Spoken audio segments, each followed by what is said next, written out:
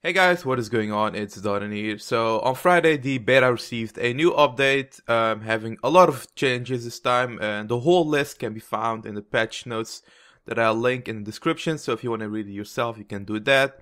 But I'm gonna get into the biggest points. So first of all, the Crucible, that PvP minigame that came out a few years ago, that kind of died out and was used mainly for bug abusing with the GP that was out back then. Yeah, that received a rework today. So now it doesn't require any GP in order to play the minigame or to enter it. So that's pretty good. And then they added new modes, new play modes. So first of all, they have a deathmatch mode, which you can have different levels of. So level 1 to 10 and 20 to 30 and stuff like that. And then 100 plus. And each mode has a player requirement of up to 30 players that can enter it, and it's safe, so it's kind of like Clan Wars or the White Portal-ish, so it's like a PvP minigame where you can just like play around with high-level gear and not lose your stuff. And yeah, that's pretty cool for some PvP battles. But the other one, which is the good one, is the Bounty Hunter returns somewhat similarly. So you can start this on the notice board, by the way. In Crucible, you have got a lobby now which you can start or like click on the board to play a game you want, like different types. And you can start Bounty Hunter from there. And Bounty Hunter is basically the same as it was before. You get a target once you're inside the area. And if you kill your target, you get all his loot that he drops. And if you get killed, you lose all your loot. So now the annoying part is when I try it out is that so everybody can still attack you. It's still 1v1. However, somebody else can randomly attack you, and then if you get a target afterwards, that target can come up to you while you're still being attacked by the other player and resulting 2v1, which I really don't like and it's really unfair. And it would be amazing if they added another mode which is single only or target only bounty hunter, so you can only fight your target, nobody else, and that would be amazing for me as I like single PvP way more. But yeah, it seems pretty cool. It has some like small flaws, but I mean this is like a step to reviving PvP minigames and PvP in general. They also changed the wilderness again, and they removed the single and multi-way comment buttons, so you do not have to select that anymore. They reverted it back to how it was before. In the wilderness, some places being single only and other ones being multi only. So that's pretty cool for clans, I guess. I didn't really mind it having the option to switch between, but I guess that's good for clans.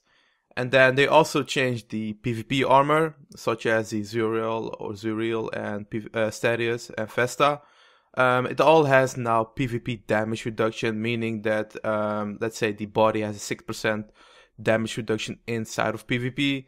So that makes the armor a bit good. They didn't add damage to the armor though, which I find weird, because Fighter Torso has quite high damage, plus Fighter Torso also has a damage reduction in PvP.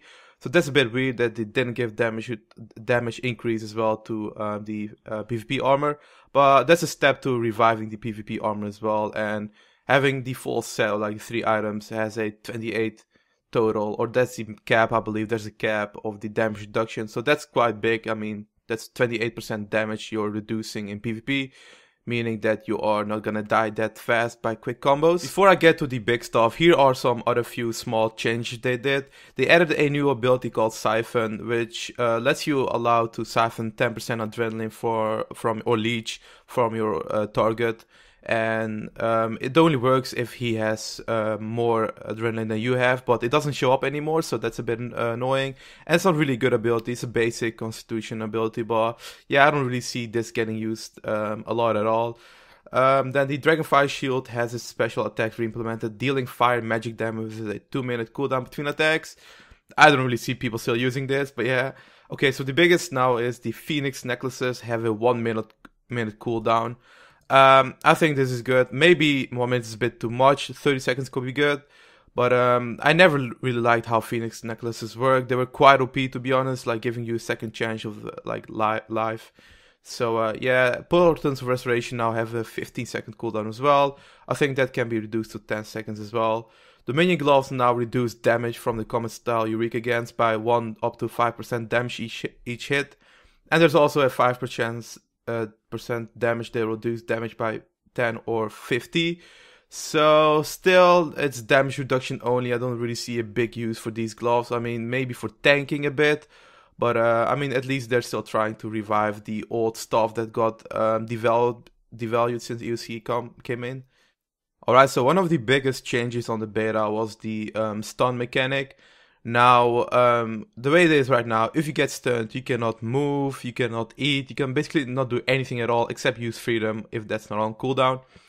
And they changed it now so all the basic abilities that stun you, for example, impact and kick and stuff, it binds you instead of stuns you. So you can still eat, but you cannot move, and you suffer a 3-second cooldown on your abilities as well, which is a bit annoying.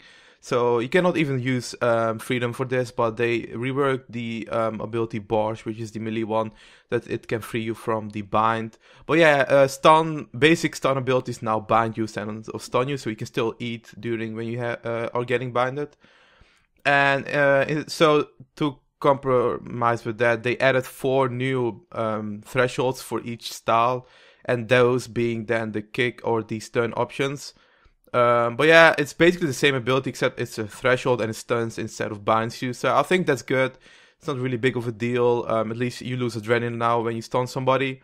They also removed the stunnings from Asphyxiate and Destroy, which is good because those were quite OP for stun, and those were really good abilities as well, like in general, plus it's stunned, so it's good now those abilities just bind you.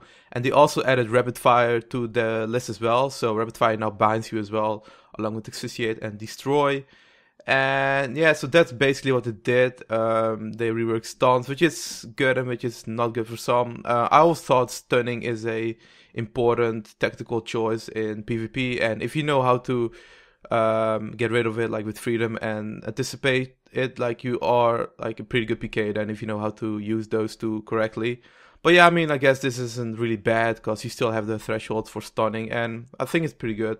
Now, the biggest list for the update was the ability rework, which I'm not going to get into each ability because that's a lot of work, and I was going to make this video short and it's already 7 minutes.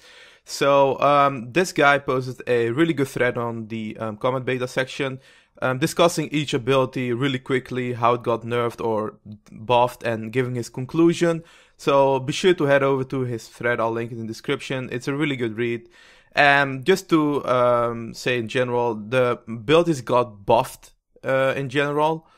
A few got nerfed, such as the Concentrated Blast. A lot of people were talking about that it should get a nerf, and it did get a nerf.